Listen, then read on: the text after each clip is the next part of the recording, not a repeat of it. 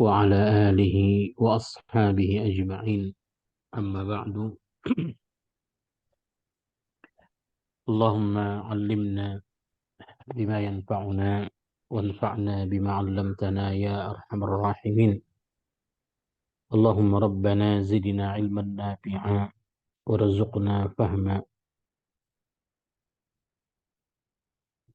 اللهم اهدنا وجعلنا سببا لمن اهتدى يا رب العالمين. Puji syukur kepada Allah senantiasa kita panjatkan. Kemudian salawat dan salam kepada Rasulullah sallallahu alaihi wasallam semoga disampaikan. Pada ayat-ayat yang lalu Allah telah menjelaskan kepada kita berupa kecamannya terhadap kekufuran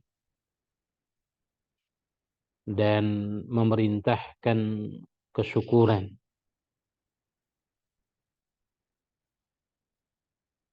Bila kita kaitkan ayat-ayat tersebut dengan ayat kita malam ini, di mana di ayat yang ke-35 sampai ayat yang ke-41 ini adalah ayat-ayat yang menceritakan kepada kita seorang tokoh yang tampil secara utuh dan tampil dengan sempurna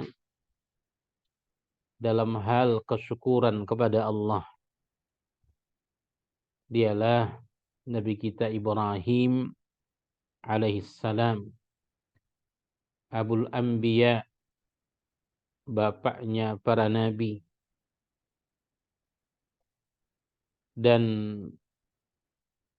dalam ayat-ayat yang akan kita pelajari dan tadabburi pada malam ini akan tergambar bagaimana bagi kita salah satu dari kepribadian beliau yang akan diuraikan oleh surah atau yang akan diuraikan oleh ayat-ayat kita ini.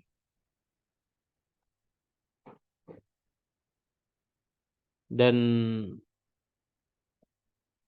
karena itu di dalam ayat ini Allah Subhanahu wa taala berfirman, A'udzu billahi minasyaitonir rajim. Bismillahirrahmanirrahim.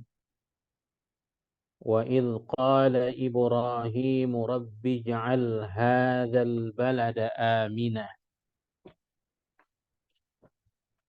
wajnubni wa baniya an na'budal asnam. Rabbi innahunna adlalna katsiran minan nas.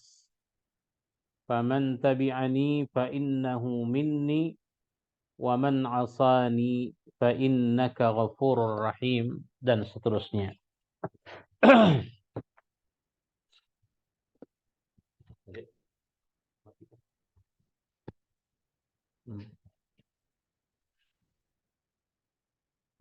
Kata Allah Subhanahu wa taala dalam ayat ini, wa idz qala. Setiap kita jumpa huruf idz,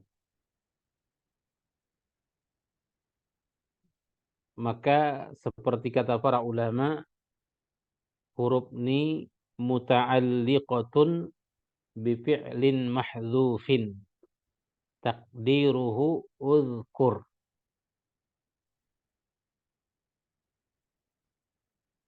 Karena itu kalau dalam tafsir maka dijelaskan bila kita jumpa dengan huruf id, yakni wazkur id qala Ibrahim. Begitu para ahli tafsir mengkaitkannya. Wazkur id qala Ibrahim. Artinya ingatlah ya, ingatlah tentunya setelah penyampaian kandungan ayat-ayat yang lalu,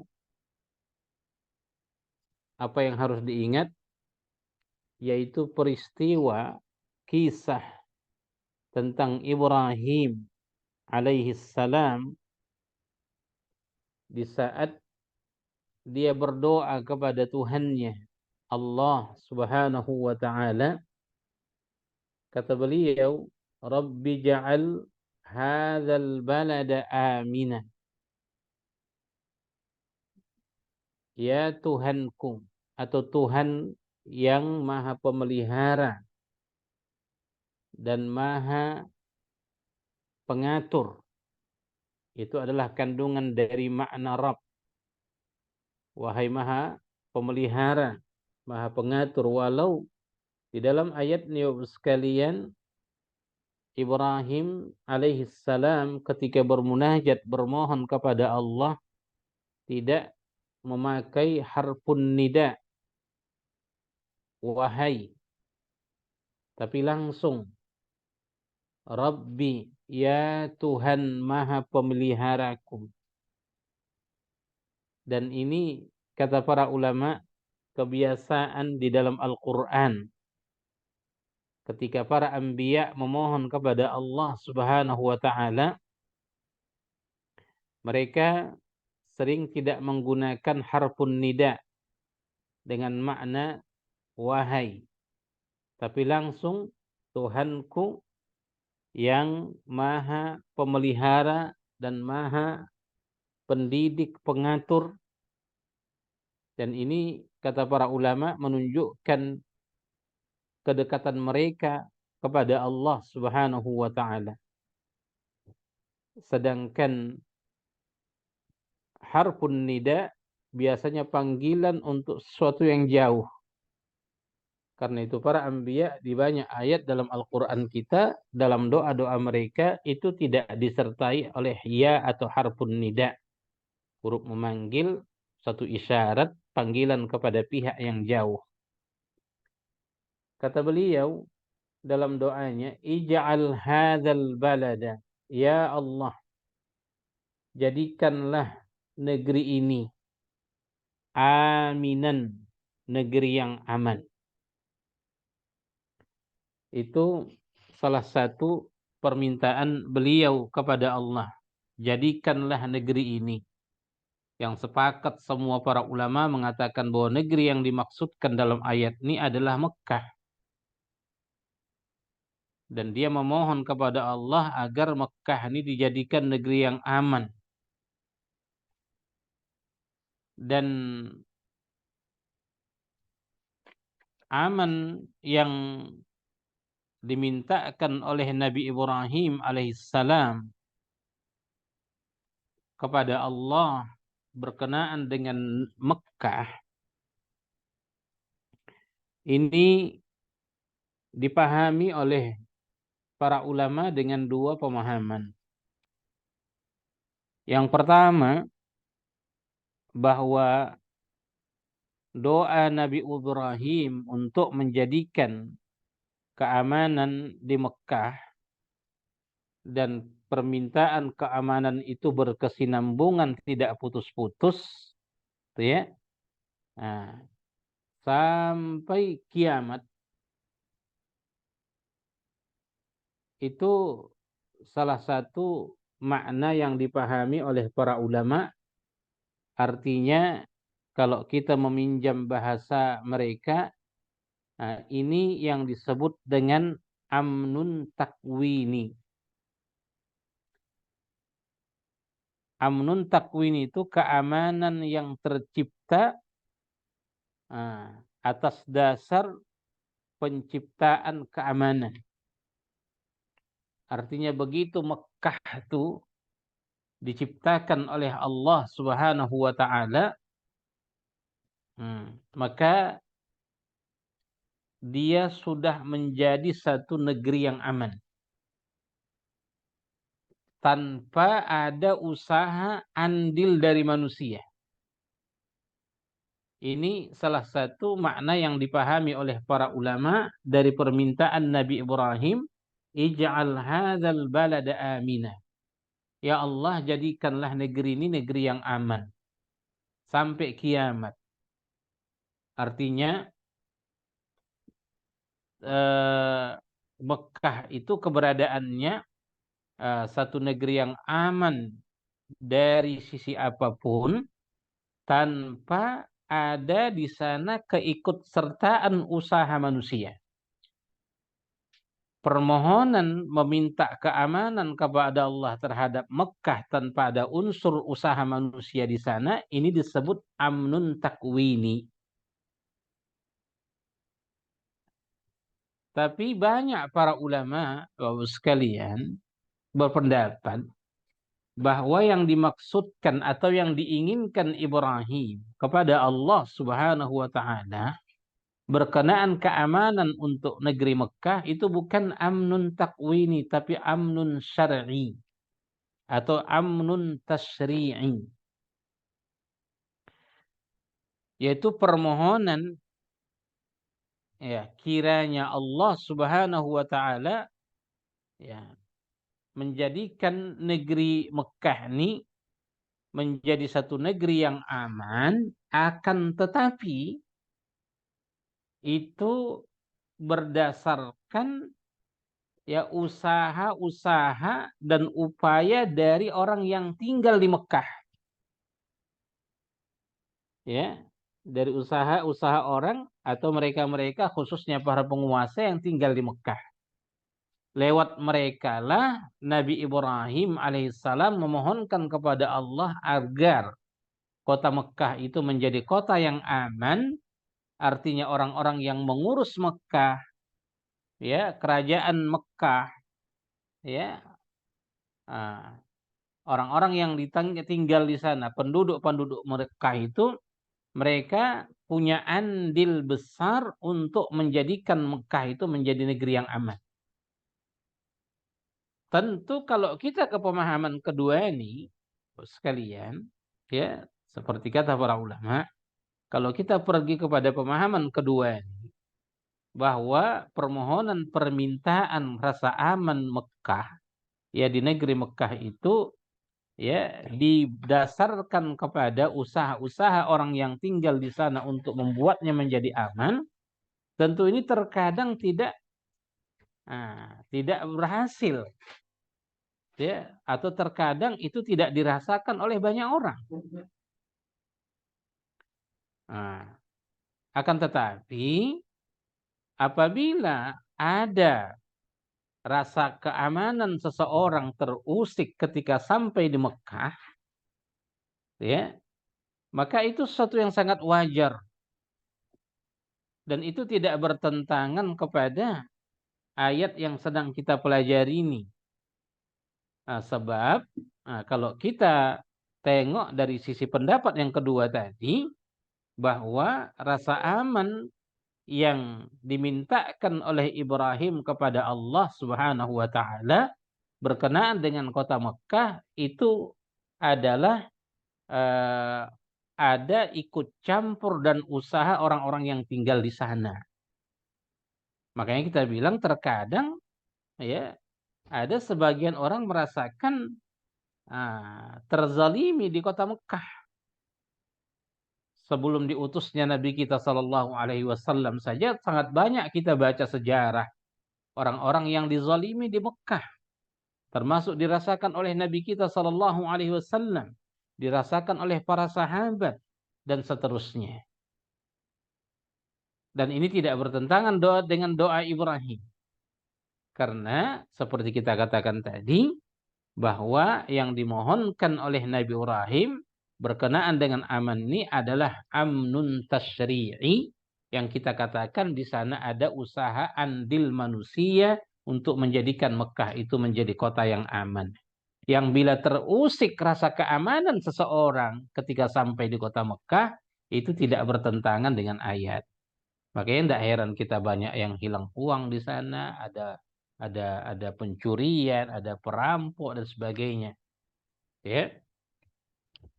Itu yang pertama. Yang kedua, doa dari beliau alaihi salatu wassalam, wajnubni wa baniya an na'budal asnam. Ini doa yang luar biasa. Wajnubni, jauhkan aku ya Allah, wa baniya, dan anak keturunanku dari penyembahan kepada berhala. Itulah doa Nabi Ibrahim. Tuhanku, jadikanlah negeri ini, maksudnya Mekah, menjadi negeri yang aman, dan jauhkanlah aku berserta anak cucuku dari menyembah berhala-berhala. Al-asnam jamak dari sanam.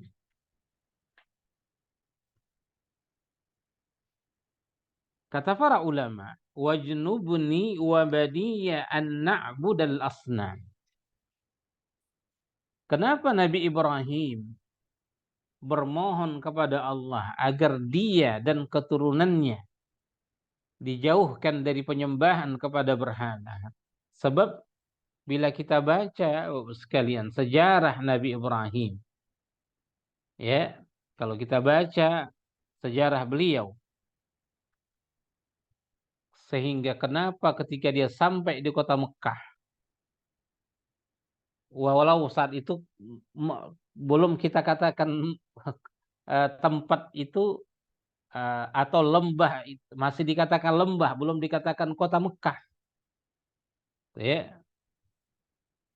Karena seperti kita katakan tadi, Ibrahim pernah tinggal di satu daerah yang memang penduduknya adalah orang-orang yang menyembah berhala, ya, di daerah atau di negeri orang-orang, ya, Kaldania. Kemudian atas dasar perlawanannya terhadap apa yang dilakukan oleh kaumnya, kemudian sepakat mereka membakarnya. Akan tetapi Allah menjaganya. Dan setelah kejadian itu dia pun hijrah, meninggalkan negerinya menuju Palestina. Ternyata sesampainya dia di Palestina, dia tengok dan dia jumpai juga orang di sana menyembah berhala. Kemudian ketika mengalami masa sulit, mereka kekurangan pangan, maka dia berangkat menuju Mesir untuk memohon bantuan kepada Raja Mesir saat itu. Dan sesampainya dia di sana, juga dia tengok penduduk Mesir kuno saat itu adalah para penyembah berhala. Lalu dia balik ke Palestina. Maka disitulah, ya, hijrah beliau alaihi salatu wassalam ke Mekah, ya, atau ke satu lembah, ya, ke satu lembah yang sangat tandus, yang belum dihuni oleh siapapun. Maka di sanalah dia bawa keluarganya, ya, yang baru melahirkan seorang anak laki-laki, itulah dia Nabi Ismail alaihissalam. Maka atas dasar itulah, kata para ulama, kenapa Nabi Ibrahim memohonkan kepada Allah agar dia dan anak keturunannya dijauhkan dari penyembahan kepada berhala, seperti yang telah dia saksikan di negerinya, dia saksikan di Palestina, begitu juga dia saksikan itu di Mesir. Maka untuk terjauh dari perbuatan buruk ini, maka dia pun mengharuskan dirinya dan keluarganya untuk hijrah, tentu berdasarkan wahyu dan ilham dari Allah Subhanahu wa taala, memilih satu lembah, itulah dia Baitullah Ka'bah Al-Musyarrafah. Kemudian di ayat yang ke-36 dia sambung untaian doanya kepada Allah Subhanahu wa taala. Mengapa dia memohon kepada Allah agar dijauhkan kepada penyembahan kepada penyembahan terhadap berhala seperti yang dia saksikan dilakukan oleh orang banyak di tempat-tempat yang dia datangi. Nah, sebab Rabbi, Tuhanku, dia bilang, innahunna adlalna katsiran minan nas. Sesungguhnya berhala-berhala itu telah menyesatkan banyak dari manusia. Kata para ulama, berhala-berhala telah banyak menyesatkan manusia, artinya penyebab berhala-berhala itulah banyak manusia yang sesat. Bukan berhala itu yang menyesatkan, tapi dia ada sebab terjadinya kesesatan. Karena yang menyesatkan adalah Allah, yang menunjuki adalah Allah. Adapun berhala tak mungkin, sebab dia makhluk mati yang tidak bisa apa dan berbuat apapun. Nah, akan tetapi kata para ulama kita, innahunna adlalna. Maksudnya berhala-berhala itu adalah penyebab banyaknya manusia yang menyekutukan Allah Subhanahu wa ta'ala. Rabbi innahunna adlalna katsiran minan nas. Lalu kata beliau alaihi salatu wassalam, faman tabi'ani fa innahu minni. Maka barang siapa yang mengikutiku, mengikuti ajakanku, mengikuti agamaku, mengikuti keyakinanku, mengikuti penyembahanku kepada Allah Subhanahu wa ta'ala, fa innahu minni, maka sesungguhnya dia, kata Allah, termasuk dari golonganku. Wa man asani, dan barang siapa yang bermaksiat kepadaku dengan tidak mengikuti tauhidku, tidak mengikuti agamaku, tidak mengikuti dakwahku, dan mereka mengikuti hawa nafsu mereka untuk menyembah selain Allah, menyembah berhala-berhala, kata Ibrahim alaihissalam, fa innaka ghafurur rahim, maka sesungguhnya engkau ya Allah Tuhan Maha Pengampun lagi Maha Penyayang. Sepintas Bapak sekalian, bila dipahami ayat ini secara zahir, khususnya di penghujungnya, waman asani fa innaka ghafurur rahim, barang siapa yang bermaksiat kepadaku, tidak mengikutiku, tidak menyembah Tuhan yang kusembah, ya, maknanya mereka menyembah berhala, maka sesungguhnya engkau Maha Pengampun lagi Maha Penyayang. Ini bisa orang punya punya pemahaman bahwa seolah-olah Ibrahim mendoakan mereka yang menjadi penyembah-penyembah selain Allah. Tentu pemahaman seperti itu adalah pemahaman yang sangat salah, jauh dari kebenaran. Tak mungkin Ibrahim memohonkan kepada Allah terhadap orang-orang yang musyrik. Ya. Akan tetapi maksud dari apa yang dia sampaikan ini, waman asani fa innaka ghafurur rahim.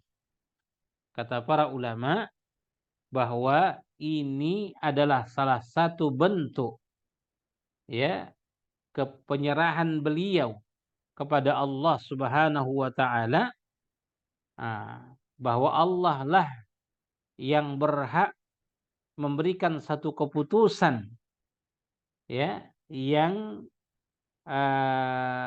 layak, patut, ya, ditentukan kepada mereka yang musyrik, penyembah-penyembah selain Allah Subhanahu wa ta'ala.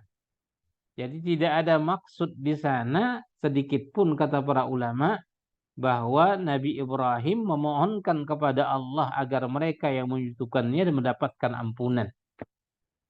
Akan tetapi ucapan ini menunjukkan bahwa untuk orang-orang yang tidak mengikutinya, menyekutukan Allah dalam kehidupannya, maka urusan mereka ini dia serahkan kepada Allah. karena Allah lah yang berhak memutuskan tentang nasib mereka. Itu maksud dari ayat yang ke-36 ini. Lalu, Bapak sekalian, dia lanjutkan lagi permintaannya. Akan tetapi dalam permintaan yang ada di ayat yang ke-37 ini, di sini dia dengan sirah jama'. Kalau yang di atas tadi, dia mengatakan Rabbi. Ya, Rabbi ja'al hadzal balada amina wajnubni wa baniya an na'budal asnam. Rabbi innahunna adlalna katsiran minan nas. Faman tabi'ani fa innahu minna, seterusnya. Akan tetapi doa berikutnya adalah dengan sirah jama'. Rabbana, ya Tuhan kami yang maha pemelihara kami. Nah, di situ dia lanjutkan doanya, Inni askantu min dzurriyyati biwadin ghairi dzi zar'in inda baitikal muharram. Kata beliau alaihi salatu wassalam, Tuhan kami, sesungguhnya aku telah menempatkan sebahagian keturunanku. Ya tentu kalau kita ke sejarah perpindahannya dari Palestina ke Mekah, tentunya maksudnya itu adalah Hajar, ya, dan Ismail. Artinya dimulailah, ya, keturunan yang dia maksudkan itu dari dua orang-orang yang dia sayangi, yaitu Hajar dan Ismail. Aku menempatkan sebahagian keturunanku di satu lembah, ya, ghaira dzi zar'in, yang tidak dapat mempunyai tanaman, tandus, ya, tidak tumbuh apa-apa.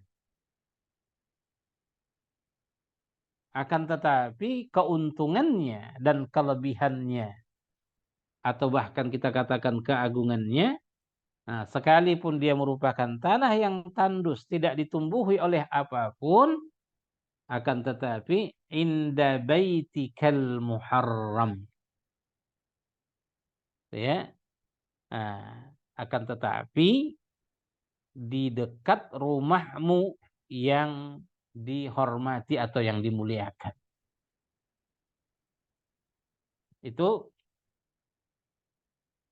salah satu ungkapan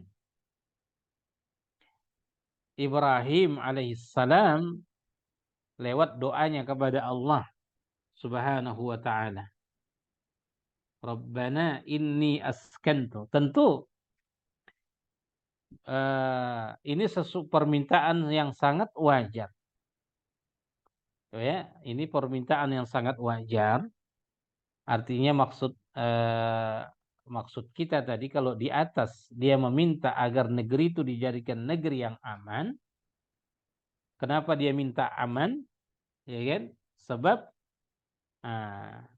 dia menegaskan kepada Allah, padahal Allah tentunya lebih mengetahui apa yang dia maksudkan, telah menempatkan sebahagian dari keturunannya di satu lembah yang tidak ditumbuhi oleh apapun, akan tetapi, ya, dekat di rumahmu, ya Allah, inda baitikal muharram.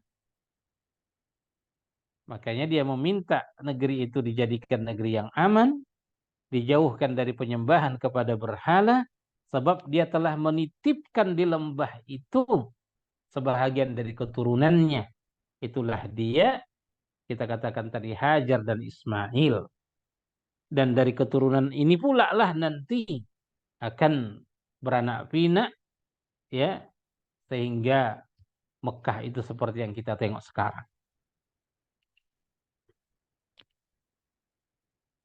Kemudian liyuqimus salata faja'al af'idatan minan nasi tahwi ilaihim warzuqhum minas tsamarati la'allahum yashkurun. Setelah dia mengatakan kepada Allah Subhanahu wa taala bahwa dia telah menitipkan ya sebahagian dari keturunannya di lembah suci tersebut, lalu dia tegaskan tujuan kenapa dia tinggalkan dan dia letakkan ya dia pindahkan keluarganya ke lembah itu, liyuqimus shalah, agar keturunannya yang tinggal di negeri itu ya senantiasa mereka mendirikan salat, ya liyuqimus shalah. Kata para ulama, kenapa salat yang menjadi alasan yang disebutkan oleh Nabi Ibrahim, tidak yang lain, ya sebagai hujjah kenapa lembah itu satu tempat yang dia di sana meletakkan dan menitipkan keluarganya. Nah, tujuannya adalah supaya mereka mendirikan salat di lembah itu. Liyuqimus salah, agar mereka dirikan salat ya dengan berkesinambungan.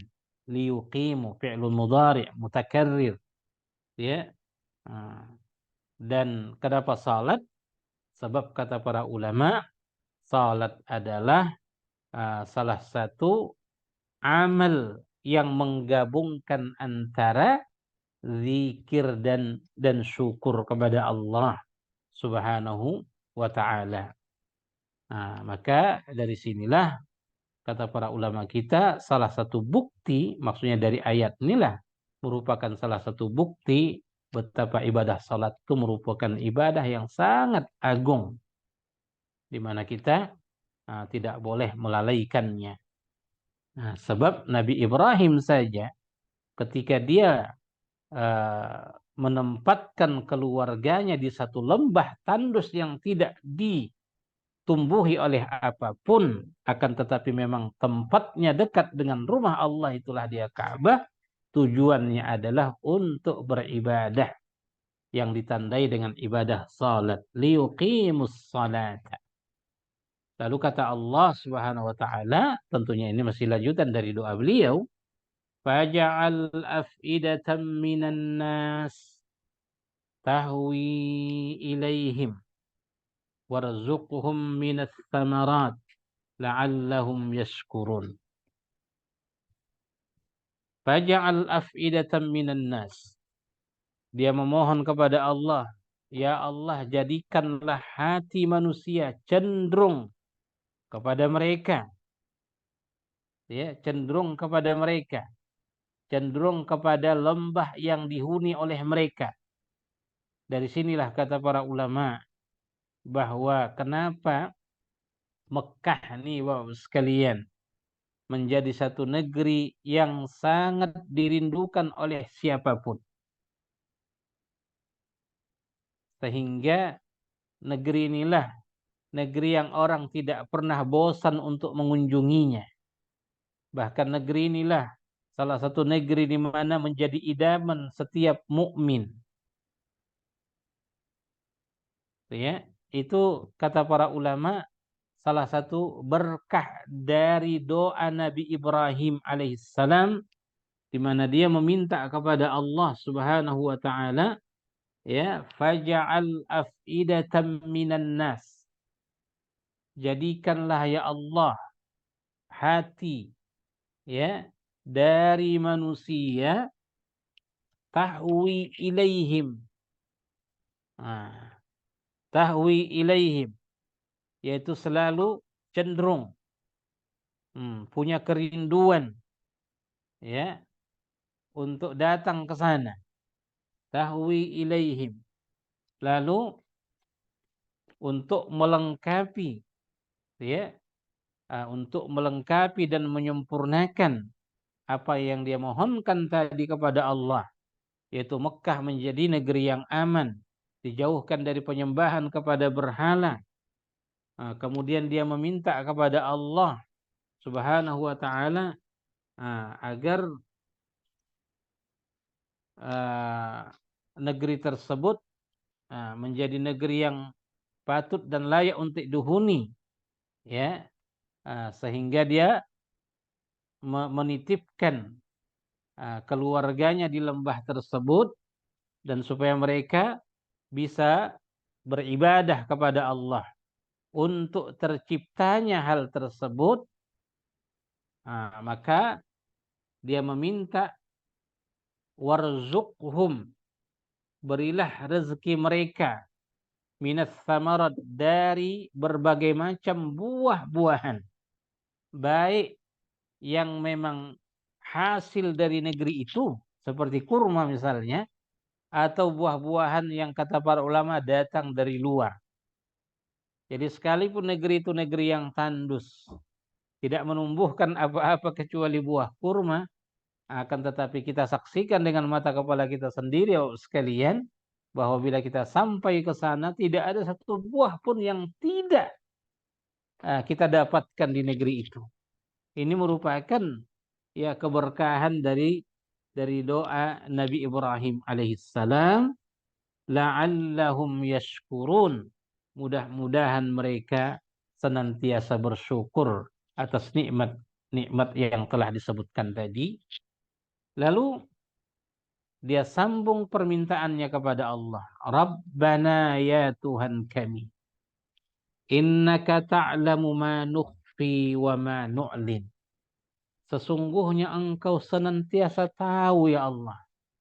Ma nukhfi, apa yang kami sembunyikan dalam batin kami.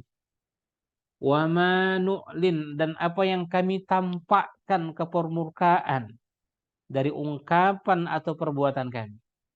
Ibnu Abbas radhiyallahu anhu, sekalian, dari kalangan sahabat, ya, dia mengatakan bahwa ucapan Nabi Ibrahim dalam doanya, innaka ta'lamu ma nukhfi, sesungguhnya engkau senantiasa tahu apa yang kami sembunyikan. Kata Ibnu Abbas radhiyallahu anhu, ucapan Ibrahim ma nukhfi, apa yang kami sembunyikan, itu adalah bentuk kerinduan dan kesedihannya, ya, terhadap keluarga yang dia tinggalkan di lembah itu. Itu kata para ulama seperti Ibnu Abbas, ya, makna dari ucapan beliau. Sesungguhnya engkau senantiasa tahu manukhfi, apa yang kami sembunyikan ya Allah. Dan tentu Ibrahim, kata Ibnu Abbas, yang dia sembunyikan di dalam dadanya, yang Allah senantiasa tahu apa menjadi isi dadanya, adalah sedihnya, ya, perpisahan antara dirinya dengan keluarga yang dia titipkan di lembah itu.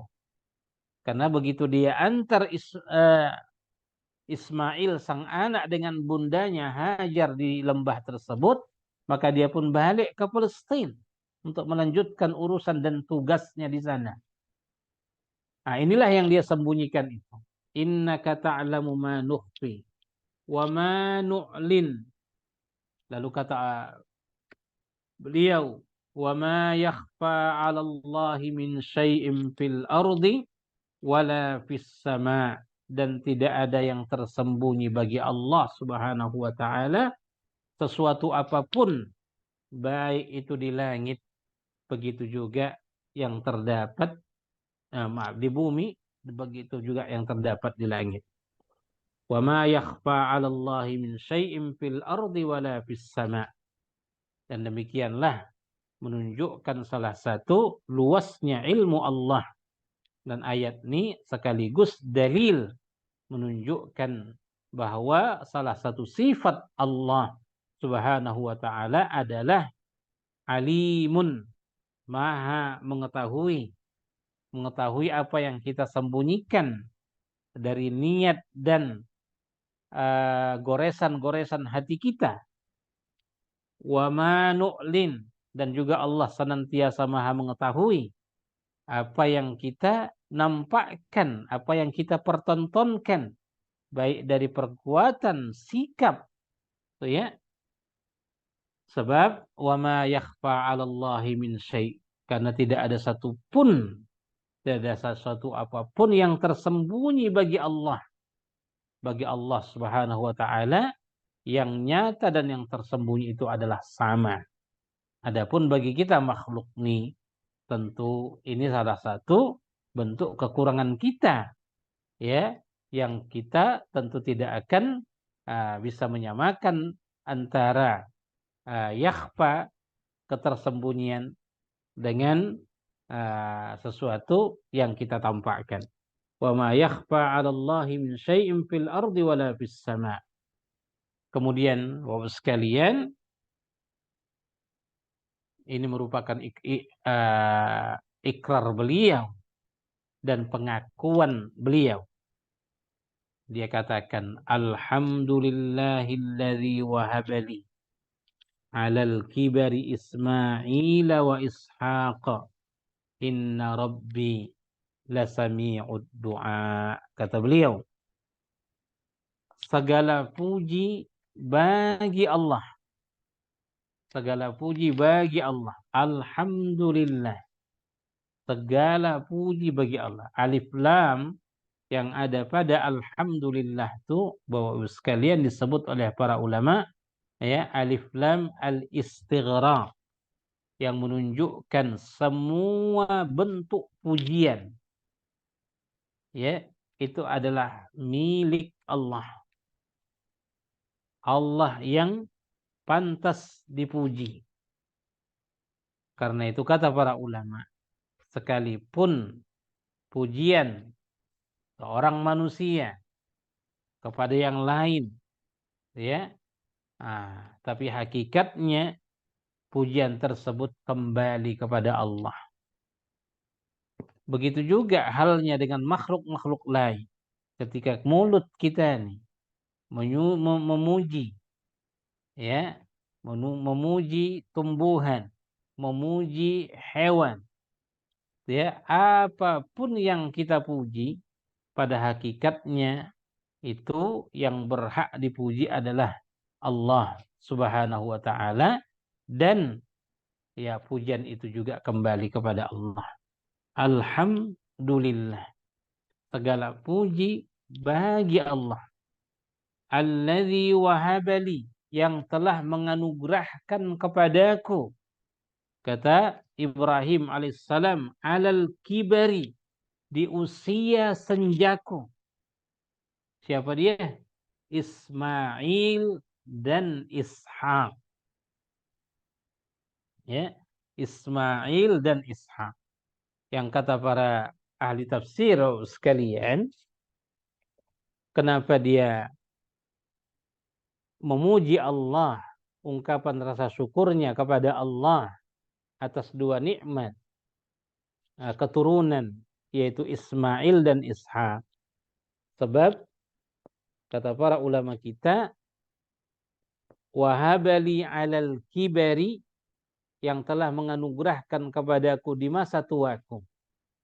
Sebab kata para ulama, Nabi Ismail lahir ke dunia ketika usia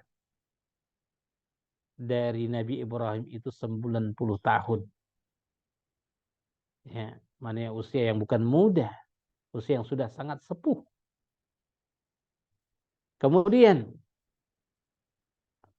berkenaan dengan yang kedua, yaitu Ishak. Ya, Ishak, anak dari Sarah, yang lahir ketika usia beliau 120 tahun, bahkan ada yang mengatakan 130 tahun. Wallahu a'lam, akan tetapi ini disebutkan oleh ulama-ulama tafsir. Lahirnya Ismail ketika usianya mendekati 100 tahun. Dan lahirnya Ishak itu ketika usia dia sudah berada di atas, sudah di atas 100 tahun.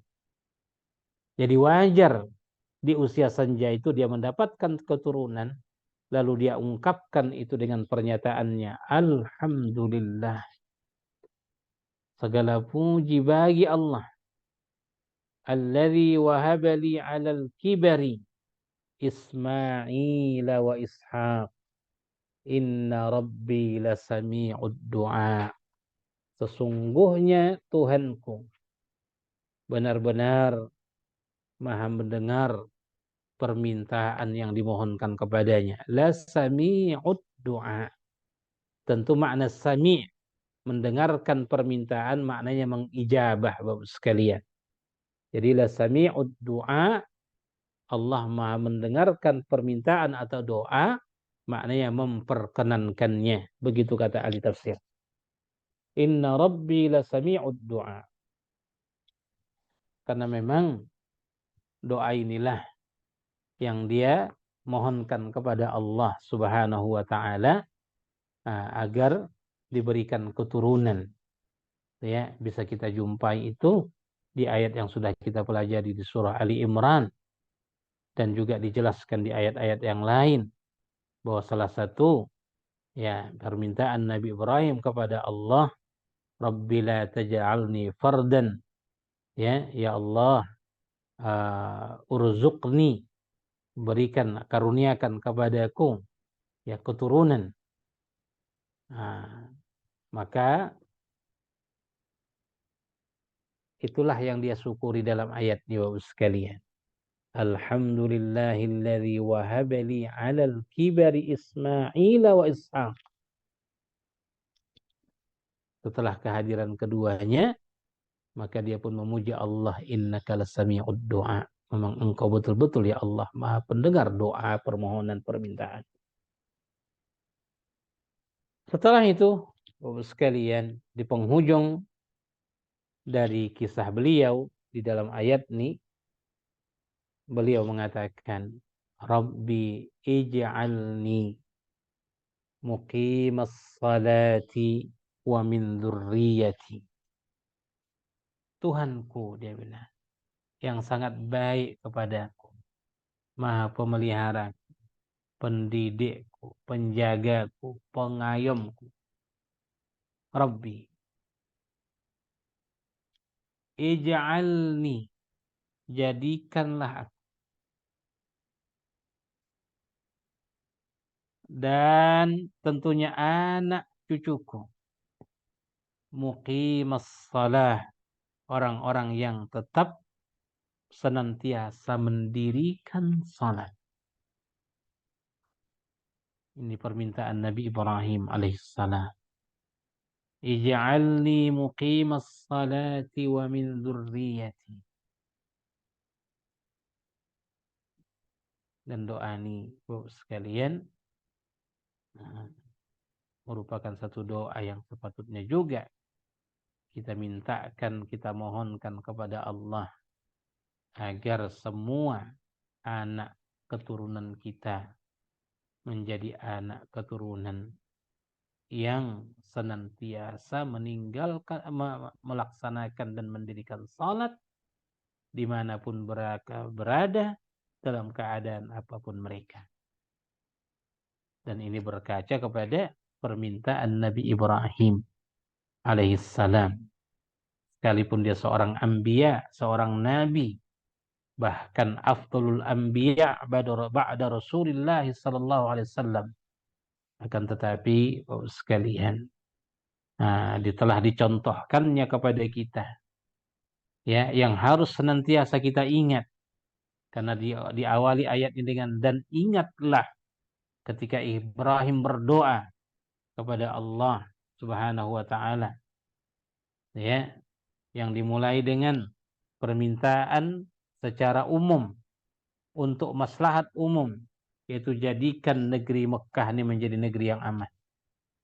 Jauhkan anak keturunanku dari penyembahan kepada berhala, sebab berhala itu telah menyesatkan banyak manusia atau penyebab tersesatnya banyak manusia. Lalu dia tinggalkan di satu lembah yang dekat dengan rumah Allah anak keturunannya, yang tujuannya juga indah dan mulia, yaitu agar mereka beribadah di lembah tersebut. Kemudian dia memohonkan kepada Allah agar hati seluruh manusia cenderung kepada lembah itu, dan dia memohonkan dicukupkan rezekinya berupa karunia, buah-buahan dan seterusnya. Lalu sampailah dia kepada satu pengakuan, alhamdulillahilladzi wahabali 'alal kibari Ismail wa Ishaq inna rabbi lasami'ud du'a. Baru dia mohonkan kepada Allah, Rabbi ij'alni muqimas shalah. Jadikan aku ya Allah. Ini Ibrahim yang memohon sekalian. Ya, ini Ibrahim yang bermohon. Ij'alni, jadikan aku muqimas shalah.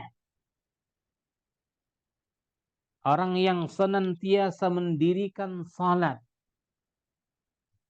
Karena sudah kita jelaskan tadi sekalian, bahwa salat terulang dalam ayat tentang kisah Ibrahim ini 2 kali. Ya, liyuqimus salah. Di sini muqimas salah, menunjukkan keagungan ibadah salat dan menunjukkan bahwa sekalipun Ibrahim seorang nabi yang agung di sisi Allah, akan tetapi dia masih memohon dan meminta kepada Allah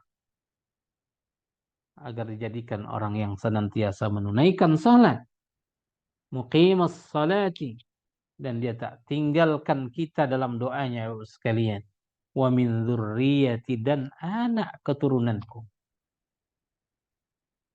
Lalu kata beliau, Rabbana wa taqabbal du'a.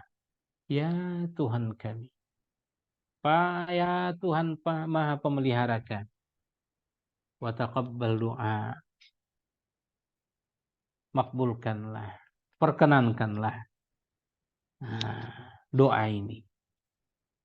Lalu dia katakan penutup doanya, bahkan kata para ulama ini merupakan doa yang terakhir yang dimintakan oleh Ibrahim kepada Allah. Rabbana firli, ya Tuhan kami yang maha pengatur dan pendidik kami, ighfirli, ampunilah untukku ya Allah,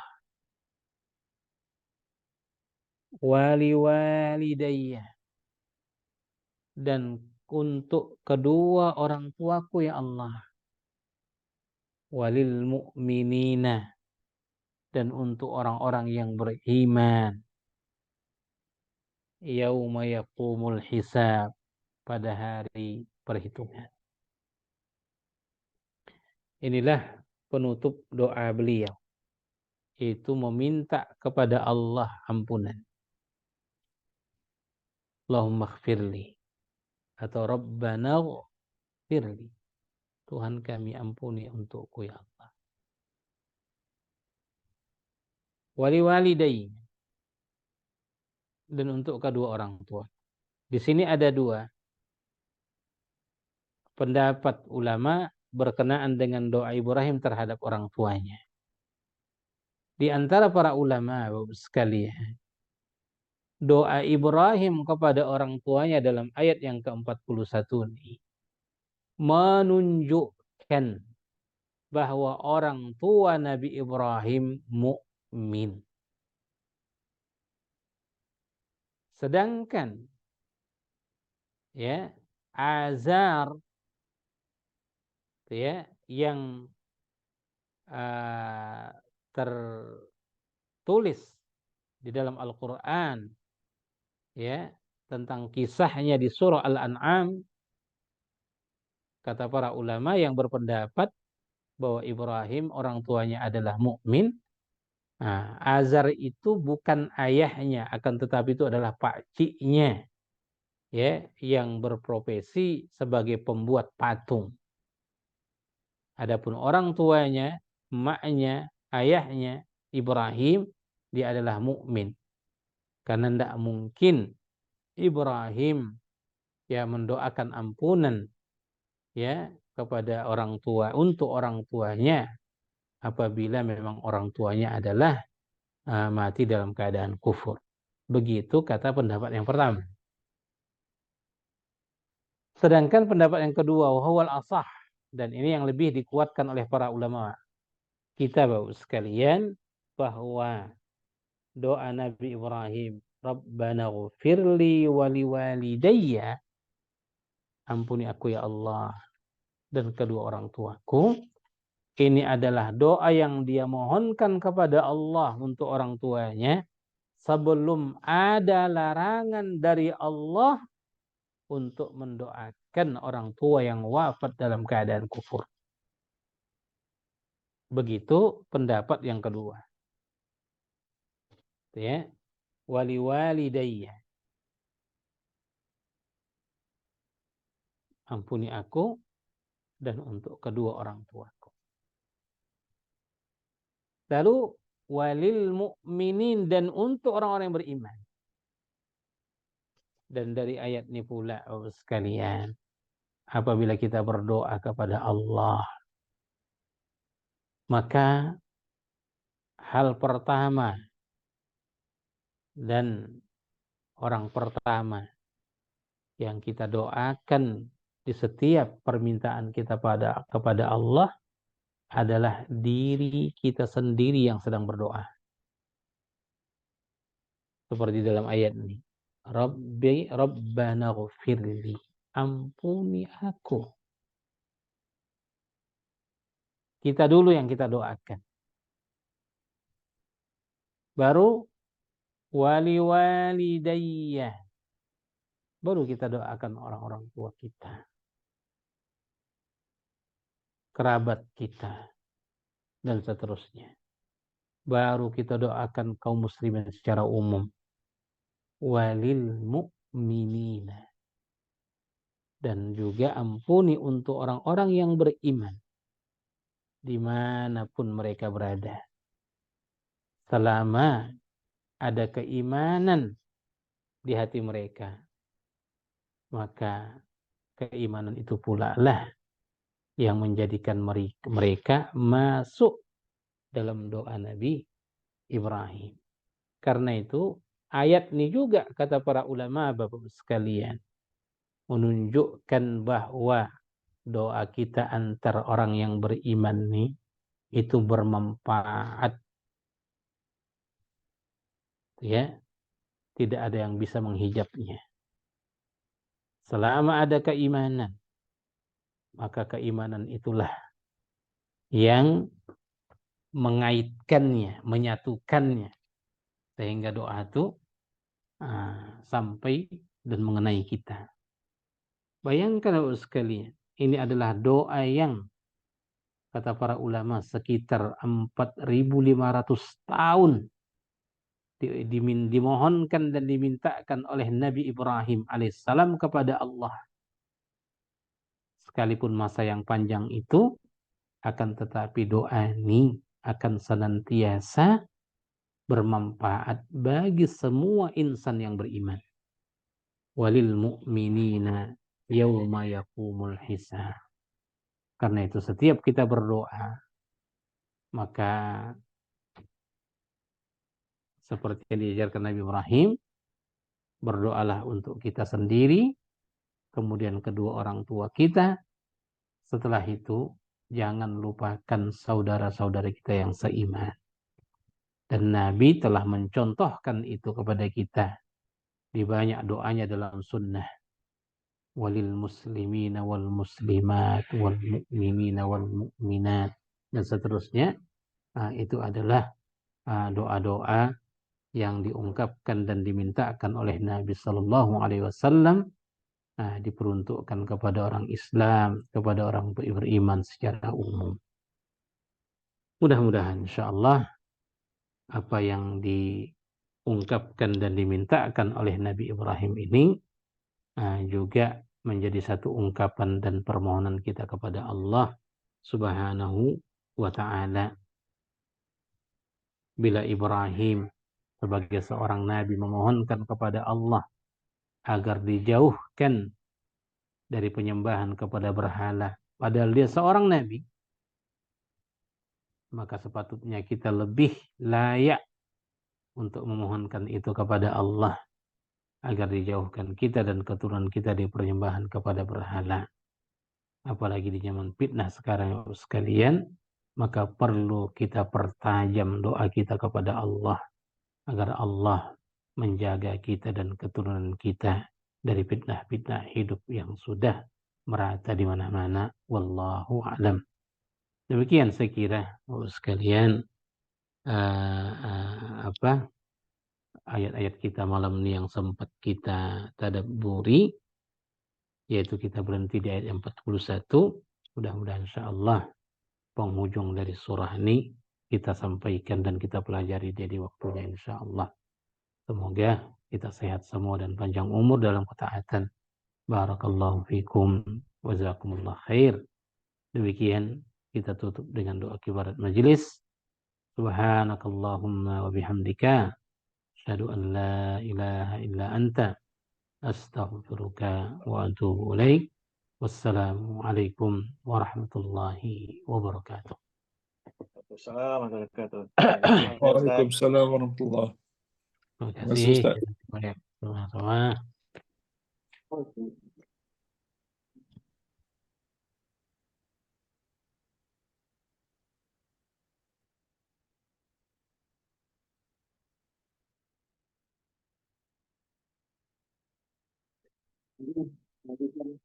Ustaz Masyarraf. Assalamualaikum.